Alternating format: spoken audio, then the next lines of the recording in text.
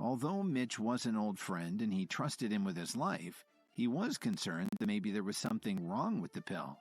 What would it do to him? Would it kill him? Was it FDA approved? Just as Kevin was contemplating spitting the pill out, he suddenly felt a sharp pain in his abdomen. Then his whole body felt like ice. It reminded him of that time one of his friends had convinced him to jump into Lake Michigan with his polar bear club one cold winter day. Then his eyes rolled up in his head, and he fainted. When Kevin opened his eyes again, it was almost dusk. "What's that horrible smell?" he said to himself. The funk was almost enough to knock him out again. Kevin got up off the floor and discovered that the smell seemed to come from his own body. Great! He ran his hand along his forearm and felt something strange. His entire body was covered with some sticky yellow liquid. It had soaked through his clothes entirely. Gross! What the hell is this? Kevin sprinted to the bathroom to take a shower. He must have washed himself for more than half an hour. Then he changed his clothes again. He gave the house a quick cleaning and sprayed the air with an entire can of freshener. It seemed impossible to get the stink out of the room, especially the spot where he'd fainted. It was stained a pale yellow, and he wasn't sure he would ever be able to get it out. If Lily or her mother come home now, they'll think I've been frying dog crap, he thought. I can't believe someone told Mitch that this would help me. So far, it's given me an intense pain in my gut, knocked me out, and made me smell like an outhouse on a hot July day. Are there any more fun side effects? Kevin kept muttering to himself as he cleaned the room furiously. Just as he finished, Lily and Dorothy came home. "Hi, Kevin. What have you been cooking?" Dorothy put her shopping bags on the sofa and turned her head to look at Kevin, who was helping Lily. Kevin coughed uncontrollably a few times. "I had something to do, so I haven't cooked yet. Why don't we eat out tonight?"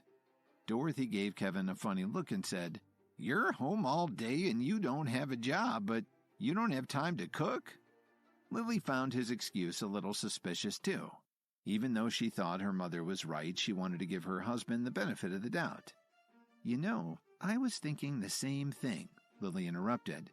"There's a new place on the north side. I think it's in Evanston. They say it has great stuffed spinach pizza. Let's head over there this evening." Then she gave Kevin a subtle tug on his sleeve and motioned for him to go to the bedroom with her.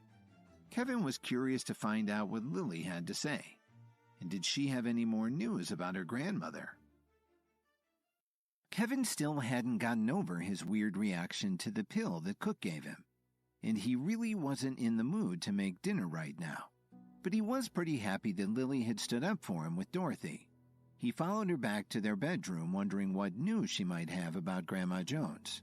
Was Lily's grandmother finally going to put her in charge of the Williams Media contract? Lily spoke first. "You should have learned by now. Don't make random excuses. We need your help around the house, and that includes cooking meals." She took out the new clothes that she just bought one by one while Kevin helped her hang them up in the closet. Kevin didn't offer any more explanations. He just nodded and replied, "Okay." Lily was satisfied that they'd settled the matter, so she brought up the latest news of her grandmother. "It's Grandma Jones's birthday the day after tomorrow, so you have 2 days to try and find something nice, and nothing cheap or tacky. Please don't embarrass me in front of my family again." When Lily told him this, Kevin remembered that he and Grandma Jones shared the same birthday. But usually everybody spent so much time fawning over Grandma that they forgot about him, so he wasn't much in the mood to celebrate.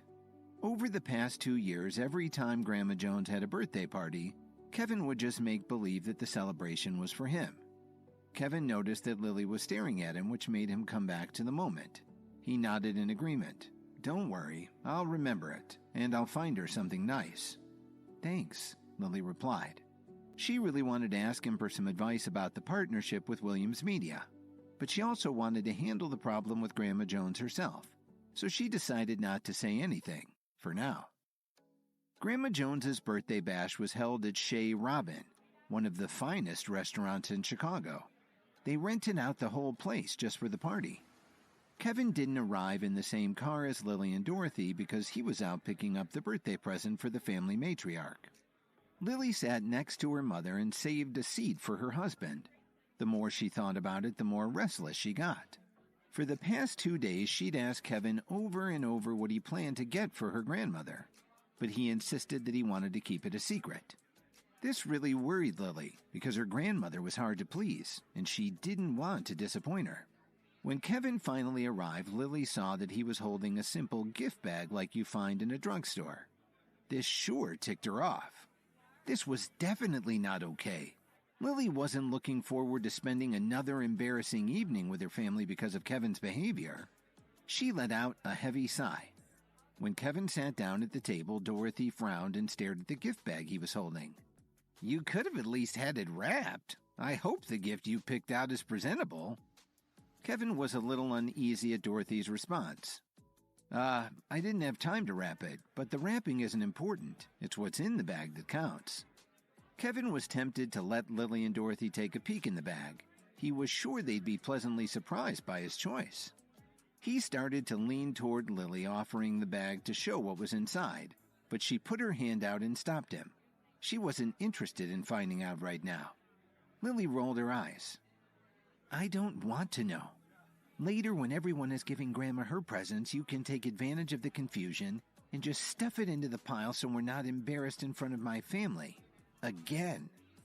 Kevin was a little disappointed at her reaction. "All right," he said, "whatever you say." Everyone had already started to give their gifts to Grandma Jones, who was seated on the dais at the front of the room. In the place of honor, of course. They were all secretly competing with each other to see who would give the most valuable or rare gift to Grandma Jones. So far, the best presents were the beautiful diamond brooch that Matilda gave Grandma, as well as the antique Victorian bust that Jason had presented to her. Everyone agreed that it looked a little like Grandma when she was younger. Grandma Jones took Matilda by the hand and smiled happily. "You've always brought me such great joy, Matilda. I'd love to keep you around here with me forever, but it's probably time for you to get married." Matilda didn't know how to respond. Married? She didn't even have a boyfriend. "Don't worry, Grandma. I'll always be by your side." Everyone who heard this was deeply moved. Matilda returned to her seat, which happened to be next to Kevin's. As she sat down, she heard Kevin say, "Nice choice. That brooch is from Wales, mid-18th century. Probably belonged to the royal family. Not bad." This piqued Matilda's curiosity. Most of the members of the Jones family thought Kevin was kind and dull and uninteresting. Even Matilda had always looked down on Kevin, but his comment was far from dull. "How did you know it was an 18th century royal brooch?" she asked him. "And yes, it is from Wales. Do you know a lot about jewelry?" Kevin shrugged and nodded. "Yes, I know a little. May I ask how much you spent?" "About $20,000, Matilda answered candidly. "I bought it from a friend of mine. At that price, she said she would just break even." Kevin shook his head. "I hate to tell you this, but that brooch isn't worth much more than $15,000. Matilda wasn't happy to hear that. "$15,000, are you sure? I got it from a good friend of mine." Kevin lowered his voice so nobody else at the table could hear him.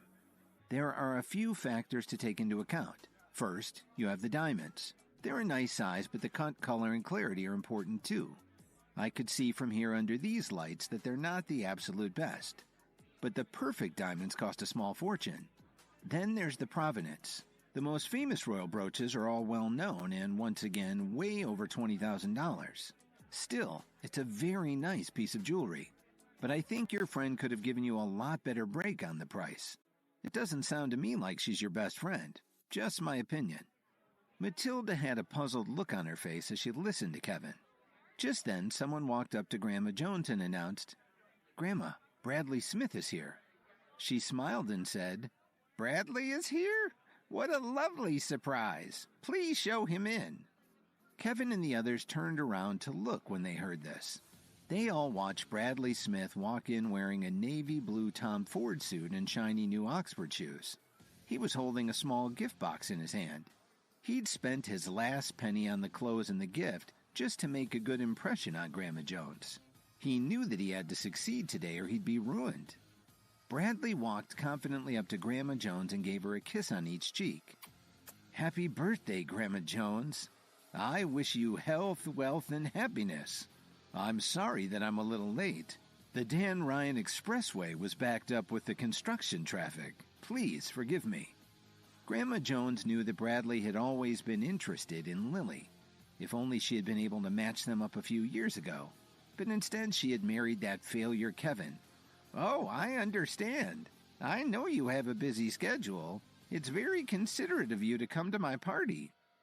Bradley smiled and looked over toward Lily. "Actually, I'm not just here for your birthday. There's something else." He paused for a moment. "Grandma Jones, I want to ask your blessing to marry Lily." She looked Bradley in the eyes and then shifted her gaze to Lily. Was she actually taking this request seriously? Lily was already married to Kevin, but this didn't seem to bother the Joneses. Nobody had ever really accepted Kevin into the family. They even treated their hired help with more respect, and that's saying a lot because they didn't treat them that well either. "Bradley, you do realize that Lily is married, doesn't that bother you?" she inquired, even though Grandma Jones knew what she wanted deep in her heart.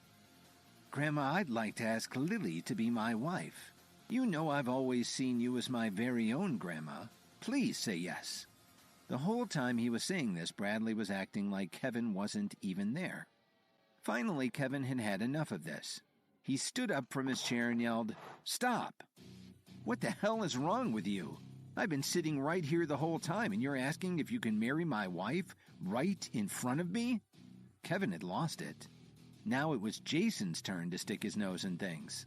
"Who do you think you are? You have no right to speak here. You're not a member of the family." "I may not be much, but I'm better than you jackass," Kevin spat back. "I'll kick your ass, loser," Jason said as he rushed towards Kevin. Jason had been spoiled by Grandma Jones since he was a child, so he never learned to control his temper. He had countless fights when he was in school, but never faced any consequences. Even as an adult, working in the Jones family business, he got into a lot of fights and arguments. He also got involved with some pretty tough criminals. It didn't look like his family was going to be able to make Jason control himself this time either. One of them commented, "Kevin's really going to get it now."